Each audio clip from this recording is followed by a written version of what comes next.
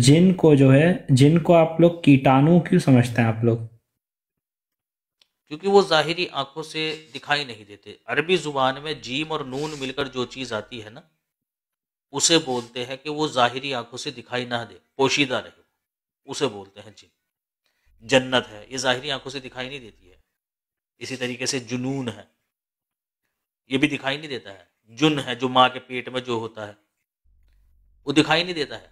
इसी वजह से तो जीम और नून मिलकर जो चीज़ आती है, उसका मतलब ये होता है कि वो ज़ाहिरी आंखों से दिखाई ना दे, वो पोशीदा हो।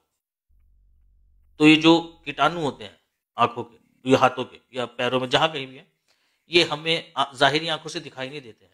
इसके लिए हमें एक आला इस्तेमाल करना पड़ता है, माइक्रोस्कोप वगैरह, उससे हम देखते हैं, तब हमें दिखाई देते हैं। तो अरबी के मुताबिक जिन के जो अल्फाज हैं वो इसके ऊपर इतलाक पाते हैं। तो फिर तो इसी वजह से फरिश्ते भी नहीं दिखते हैं। हम्म फिर तो फरिश्ते भी नहीं दिखते हैं, तो उनको फिर क्या समझते हैं आप लोग? फरिश्ते क्या नहीं होते हैं? फरिश्ते फरिश्ते नहीं नहीं दिखते दिखते हैं हैं। ना हमको। जी जी। हाँ, फरिश्ते नहीं दिखते। तो तो फिर उनको आप लोग, उनको भी कीटाणु समझते हैं या क्या क्या समझते हैं आप उनको? नहीं, फरिश्ते तो दिखते हैं, ज़ाहिरी आंखों से ही दिख जाते हैं। लेकिन वो जिनके अंदर देखने की सलाहियत हो, मोहम्मद मुस्तफ़ा सल्लल्लाहु अलैहि वसल्लम को दिखते थे कि नहीं दिखते थे? लेकिन उनको तो जिन भी दिखते थे। कहाँ कहाँ लिखा हुआ है मोहम्मद सल्लल्लाहु अलैहि वसल्लम को जिन नजर आए? जो एक वाक़या है, बहुत ज़ईफ़ हदीस है, लेकिन एक वाक़या है जहाँ पे तो सही, जिन नज़र आए थे उनको। कहाँ क्या है वो बताओ मुझे। के आगे नहीं जाना, फिर वो जब वापस आए, ऐसी कुछ कुरान करीम हदीस के थी। अंदर जिक्र है जिनों का, मोहम्मद मुस्तफ़ा सल्लल्लाहु अलैहि वसल्लम के पास आए थे और आकर उन्होंने कहा था जी जी। मोहम्मद सल्लल्लाहु अलैहि वसल्लम के बारे में, जब उन्होंने तहकीक और तफ्तीश की, तो मोहम्मद सल्लल्लाहु अलैहि वसल्लम पर ईमान लेकर आए। तो मोहम्मद मुस्तफ़ा सल्लल्लाहु अलैहि वसल्लम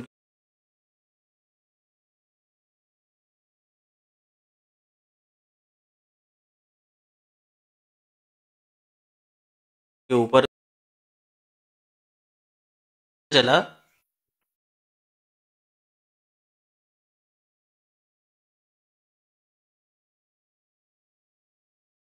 कि वो जो जिन थे जो मोहम्मद सल्लल्लाहु अलैहि वसल्लम के पास आए थे, ये वो नहीं थे जो आज की दुनिया समझती है कि ये अलहदा से कोई ऐसी मखलूक है कि जिसके बड़े बड़े बाल हैं, या ये कि जैसा इंसान इमेजिन करता है जी, वो बड़ी सी सफ़ेद सी पोशाक पहनी हुई है।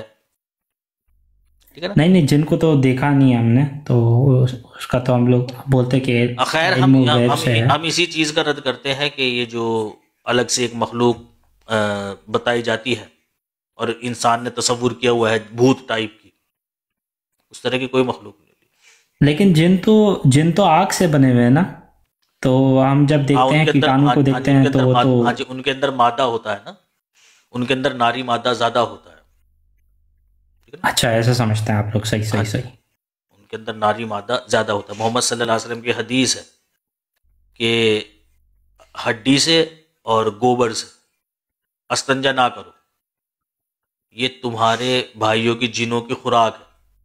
अब कौन खाता है वो हाँ, वो हड्डी? बोलते हैं जो गोश्त लगा हुआ होता है हड्डी के ऊपर, वो खुराक होती है उनकी, जिन खुराक की। होती नहीं, हड्डी भी खुराक है उन्हीं की, हड्डी कहाँ है? हाँ, हड्डी भी ये होती है, जिनों की जी जी जी, खुराक है। सही अब बोल। अब अब वो कहाँ हुई हड्डी? वो गोश्त खा जाता है, वो क्या, सॉरी, हाँ जिन खा जाता है उस हड्डी को। कौन खाता है? कीटाणु खा जाता है। हड्डी को फेंक दो आप किसी को, और वहां किसी को ना भेजो, किसी सुनसान जगह भेजो आप। चंद महीनों के बाद या कुछ दिनों के बाद जाकर, 20-25 दिन के बाद जाकर देखना, वो आपको कहीं कहीं से खोखरी मिलेगी। वो कौन खा गया भाई उसको? जिन खा गया वो। जिन तो ये बड्डे छोटे होते हैं भैया, वो इतनी इतनी सी खाते हैं, वो इतनी इतनी सी खुराक है उनकी, निन्नक निन्नक सी।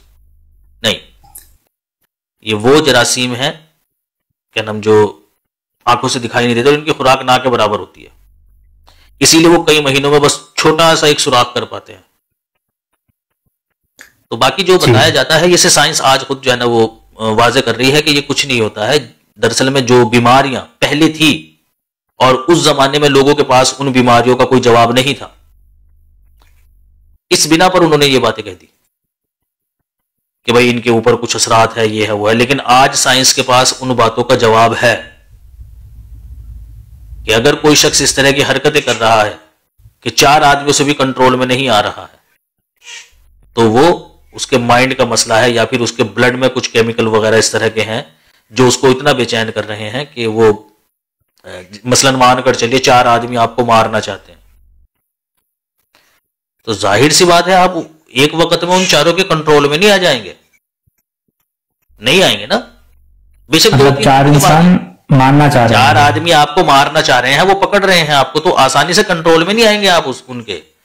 2 हाथ पकड़ रहे हैं, पैर पकड़ रहे हैं, आसानी से नहीं कंट्रोल में आएंगे आप उसके। अगर वो इंजेक्शन दे दे तो फिर सुन करने का फिर आ जाएगा। कह रहे भाई अब वो तो फिर बातें बनाते रहो, वो गोली मार दे तुम्हारे सिर में तो बात फिर वो 3 तो फिर खड़े वो एक कब्जे में आ जाओगा आप। वो पकड़कर आपको मारना चाह रहे हैं तो 2 हाथ पकड़ेंगे, 2 पैर पकड़ेंगे, यही तो करेंगे ज्यादा, तो कंट्रोल में नहीं आएंगे आप आसानी से, ठीक है ना।